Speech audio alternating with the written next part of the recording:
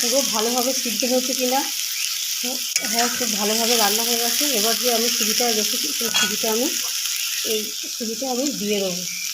কিন্তু সুজিটা যে জল দিয়ে আমি ভিজিয়ে রেখেছিলাম সেটা কিন্তু খুব পরিমাণ মতো জল দিতে হবে, বেশি জল দিলে কিন্তু হবে না, তাহলে রান্নাটা সুজিটা শুকনো শুকনো হবে না। আমি সবজির উপরে কড়াইতে সবজির উপরে আমি সুজিটা দিয়ে একটু ভালো করে ম্যাশ করে নিচ্ছি, যাতে ঢেলা না হয়ে থাকে কোনো জায়গায়। ভালোভাবে নাড়িয়ে নিতে হবে।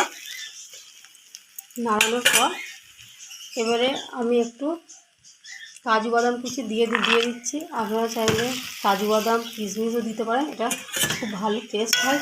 টেস্টের জন্য যার যার পছন্দ মতো এটা করতে পারেন, দিয়ে দিতে পারেন। তো বন্ধুরা দেখতেই পাচ্ছেন আমার রান্নাটা খুব সুন্দর একটি সুজিটা বেশ ঝুড়ো ঝুড়ো হয়েছে, গায়ে